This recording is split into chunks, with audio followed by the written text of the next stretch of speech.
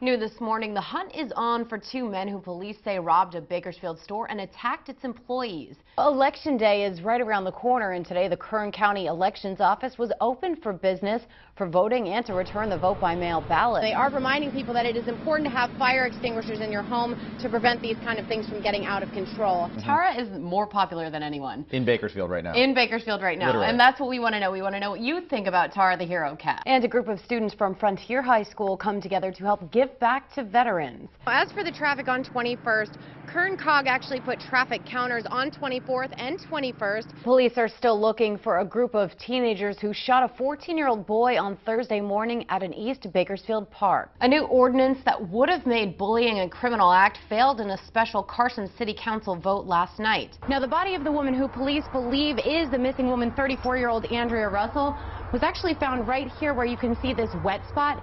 Firefighters in Arizona are still battling a wildfire in a northern Arizona canyon. Camp Out Against Cancer continues today in southwest Bakersfield, raising money for a good cause. They are having registration all day tomorrow from 8 in the morning until 10 o'clock at night and on Saturday morning. Yes, and this past year they had REO Speedwagon, That's right. which I love. Yeah, who doesn't love REO Speedwagon? I know, right? they have so many great songs, so that was a nice bonus. And have you seen McDonald's new Happy Meal mascot? The fast food chain introduced a new character called Happy. Now, we spoke with the director of Public Works who told us they're doing what they can to get construction completed. However, the crews have been spread thin. A Florida mom charged with driving her minivan with her 3 children inside into the Atlantic Ocean is now out on bond. I've been watching. You've been watching. I've been watching, yes. Well, yeah, your shift allows, you know. It allows, and it's now actually down to the wire on American Idol. We're actually inside Rabobank Arena where the Condors will be playing tonight, the Alaska Aces. But that's not all. They actually have Tara the Hero Cat who's going to be dropping the puck tonight. 10 stitches later and a little bit sore, 4-year-old Jeremy is doing okay. But his parents are glad things didn't turn out much worse. You see him get taken down, and then here comes Tara, and she just, chases him off. 4-year-old Jeremy Triantafilo was riding his bike in front of his house on Tuesday morning when out of nowhere the neighbor's dog attacked. Lucky for Jeremy, his cat Tara was a quick responder. She rescued me. His mother Erica was outside at the time watering a tree. She says most of it was just a blur. It all happened so fast when she saw the cat dart after the dog, and she quickly followed. I remember seeing her, and I remember her hitting the dog. But seeing the video and seeing exactly what she did and chase that dog away, seeing her turn to check on Jeremy and then returning to him, she is my hero. Jeremy was shaken up and did require 10 stitches in his leg, but his mother says he was very brave. He was my amazing boy. He was very upset that the dog bit him. And Mommy, the dog bit me. The police officer and I both commented on, wow, we've never seen a cat do that before. Tara has been part of the family for about 6 years. She followed us home from the park when Eric and I were dating. And I said, if she follows us all the way home, we can keep her. Little did they know at the time that she would end up saving their son. She earned her salmon for the year. For life. Tara's my hero. Now, Sergeant Grubbs with the Bakersfield Police Department has confirmed that the dog will be quarantined for 10 days and then put down. And, of course, to see the full video of the attack, go to our website, bakersfieldnow.com. The City Council of Irwindale has declared the Sriracha factory a public nuisance. Now, after several complaints about the strong smell and a lot of negative attention, the plant may just see if there's a better option. Now, lucky for them, they have several other areas clamoring for their business. There were complaints even when the grinding was not occurring. So if the perception's out there, will the complaints go away? The company uses spicy red jalapeno peppers for their sauce, which are grown mostly in Moore Park, Ventura County. About 600 acres of the peppers are also grown here in Kern County at Underwood Farms.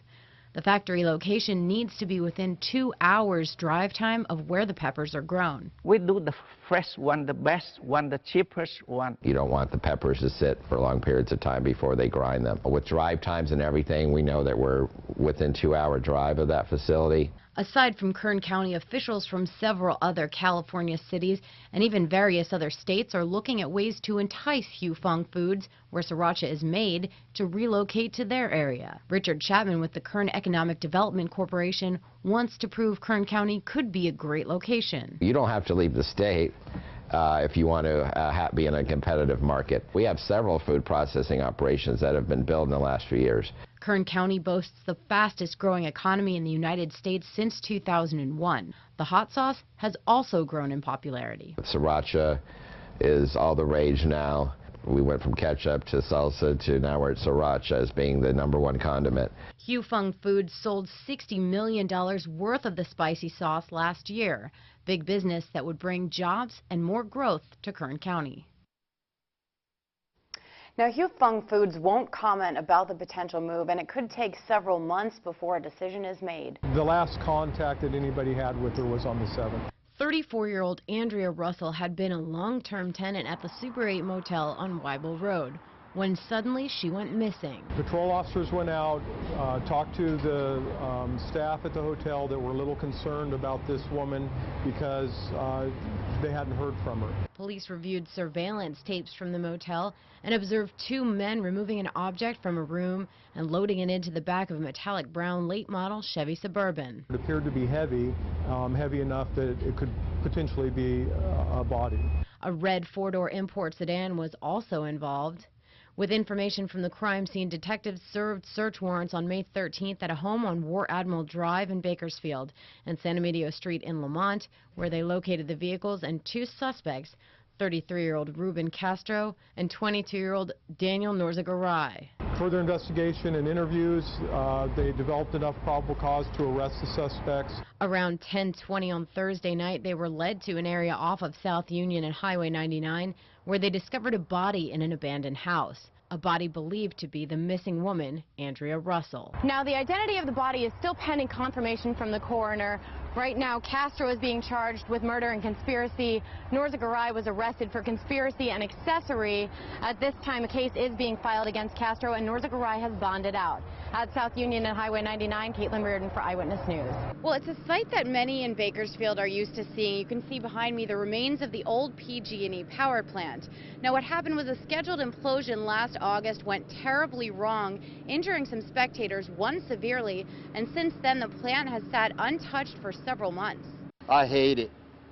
I can't stand the PG&E plant. Visually, it's quite an eyesore. PG&E released a statement Wednesday saying the California Public Utilities Commission has granted the utility permission to move forward with the remaining demolition work. I'm sure there's quite a few politics going on. I'm sure it's safety concerns. Cleveland Wrecking Company, the contractor initially hired to do the demolition, was fired after debris from the implosion flew into crowds of spectators, injuring some, one man severely. Now the utility has hired Silverado Contractors Incorporated to finish the job. But I think it'll be a wonderful thing if they can get it cleaned up and make it so it's not contaminated, and then they can use the land. PG&E says the company is dedicated to fully and safely cleaning up the Kern power plant site. Large equipment will be used to dismantle the remaining debris, which is expected to take about 10 weeks. The only question is what's going to go there. Are they going to put housing there? I hope not. This area has grown so much on this side of the north side of the road. Maybe a park. Amusement park, big Baskin Robbins. Something fun. Destroy it all. Bring it back to nature. PG&E has not said when demolition will resume, and they do plan on working with the community to explore future redevelopment options here at this site. You can attend one of the best colleges right here at home. Cal State Bakersfield just made the list of Time Magazine's top 100 universities.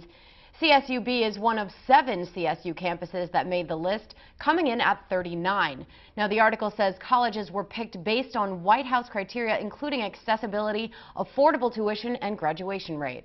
While firefighters continue to mop up after a string of wildfires in San Diego County, the men accused of starting the fires are now dealing with the law.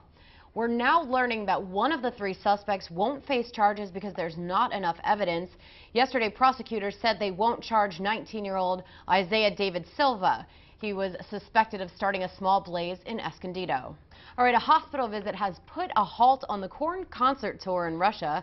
Band member and Bakersfield native Brian Welch is now being treated for kidney stones while the band is touring in Russia. He tweeted this picture last night saying, quote, "Another shot to the booty" by medics at the airport. "Drink lots of water, people. I don't wish K-stones on my worst enemy." The band has concerts scheduled in through May 28th. Korn's remaining shows in Russia are expected to go on as planned. They'll return to the U.S. later this month. And happening today, our nation is getting a new national landmark. President Obama is expected to sign a proclamation declaring New Mexico's Organ Mountains Desert Peaks a national monument. The 496,000 acres of land includes amazing scenery, wildlife habitat, and opportunities for outdoor recreation. New information now for Arvin residents living in a neighborhood evacuated after a gas leak. Yesterday, county environmental officials said they recently checked out the homes. An estimated 400,000 acres of farmland will go unplanted this year due to the statewide drought. Well, police in San Jose are on the lookout for an arsonist after a man is caught on camera setting a